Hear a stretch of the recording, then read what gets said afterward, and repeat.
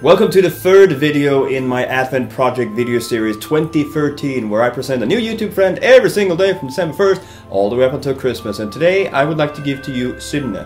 Synne is a Norwegian girl that currently living in Denmark, and I met her for the first time last year during the Malmö Youtube Gathering.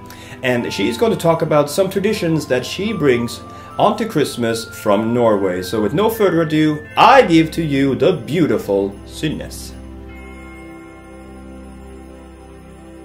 Hi there, my name is Synne, and one thing I like about Advent Project is that we get to see how people in many different countries celebrate Christmas. With this in mind, and a bit inspired by Martin's 10 Swedish word videos, here are 5 Norwegian Christmas cakes and cookies. Traditionally in Norway, having many different kinds of Christmas cakes or cookies was a sign of wealth. Supposedly, you should have at least 7 different kinds of cakes, though not many people today make all 7. And there's actually quite a debate about what kind of cakes are in among those 7, because we have over 20 different variants that are associated with Christmas in Norway. I think every family has their own traditions, and it also varies where in the country you're from.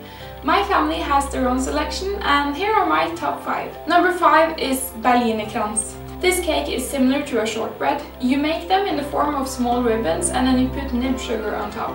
They're quite easy to make and they're also quite easy to eat. Number 4 is pepperkaker. I'm sure all of you have heard of this. I love making gingerbread houses because it allows you to be so creative. Last year I made our own house as a gingerbread house, and we also usually make some in different shapes and decorate them with icing. They also taste pretty good. Number 3, kokosmakroner. One of my grandmothers always makes these. They're basically sugar, eggs and coconut, and they're supposed to be crispy on the outside and a bit soft inside. They're easy to make and they taste so good. Number 2, krumkake. This is my second favorite and probably the cake I eat most at Christmas.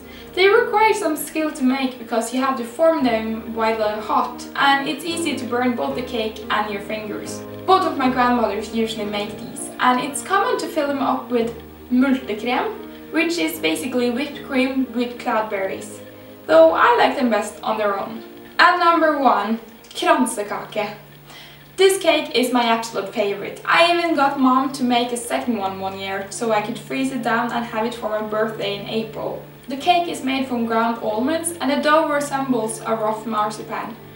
It requires quite some skill because you need to have a really good recipes or else the rings will break off. We make it every year, decorated nicely, and it's absolutely an essential for my Christmas. So now you know a bit about Norwegian Christmas cakes.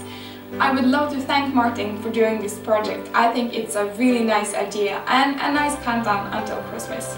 And all that's left for me to say is God Jul!